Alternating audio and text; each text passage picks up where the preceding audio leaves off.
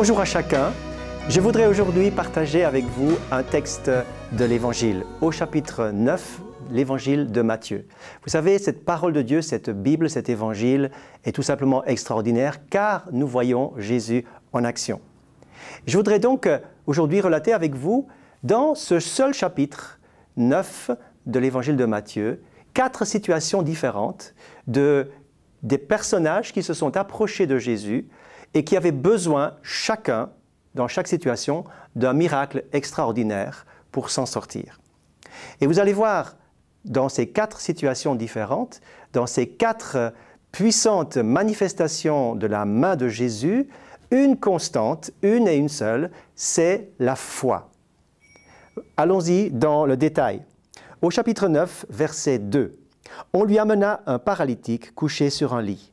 Jésus, voyant leur foi, dit au paralytique, « Prends courage, mon enfant, tes péchés te sont pardonnés. » Un peu plus loin dans le texte, nous lisons que, afin que vous sachiez que le Fils de l'homme a sur la terre le pouvoir de pardonner les péchés, lève-toi, prends ton lit et retourne chez toi. Deuxième situation.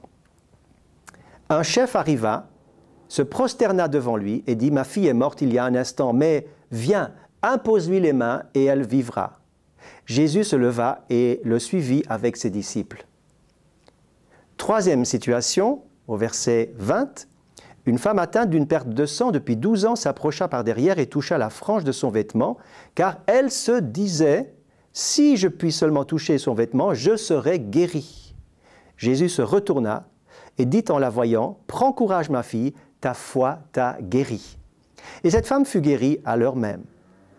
Quatrième situation, Jésus s'en alla, 2 aveugles le suivirent et crièrent « Aie pitié de nous, fils de David !» À son arrivée à la maison, les aveugles s'approchaient de lui et Jésus leur dit « Croyez-vous que je puisse faire cela ?»« Oui, Seigneur, lui répondirent-ils, et il leur toucha les yeux en disant « Qu'il vous soit fait selon votre foi. » Dans ces 4 situations, nous voyons toujours cette même constante, la foi. La foi des amis du paralytique. La foi du centenier, ou la foi plutôt, dans ce texte, la foi du chef de la synagogue qui s'appelle Jairus, vous trouvez ça dans Luc chapitre 8, eh bien le chef disait, eh bien Jésus, ma situation est tout à fait arrivée à l'extrémité, il n'y a plus de solution, c'est irréversible, ma fille est morte, mais viens, impose-lui les mains et elle vivra. Il avait réellement cette foi que Jésus pouvait renverser le destin mauvais qui était sur sa fille. Et il sera aussi exaucé. La foi de cette femme est une foi non exprimée, mais bien présente dans sa vie et dans son cœur, car elle se disait, si seulement je puis le toucher, eh bien, je serai guéri. Jésus a remarqué cette foi, a discerné cette foi, et il a entendu ce cri du cœur, et cette foi a reçu une réponse, puisqu'elle a été guérie également. Dernière situation, c'est la foi où Jésus demande la foi expressément à ces 2 aveugles. Il leur demanda « Croyez-vous que je puisse faire cela ?» Et il attend une réponse. C'est ce « oui » des aveugles qui va permettre et qui va déclencher la solution, la réponse et le miracle de guérison. Peut-être avez-vous justement besoin aussi d'un miracle dans une situation difficile. N'oubliez pas que Hébreux 11, verset 1 nous dit que la foi est la ferme assurance des choses qu'on espère.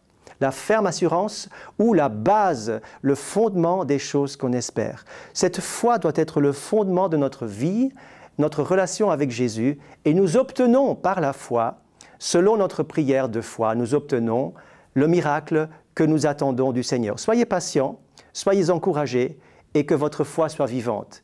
Pour que votre foi et pour que ma foi puisse grandir, j'ai besoin de la parole de Dieu, de ce contact. Je vous invite à lire et à relire Matthieu chapitre 9 pour être encouragé. C'est ma parole de conclusion. Que Dieu vous bénisse et à bientôt.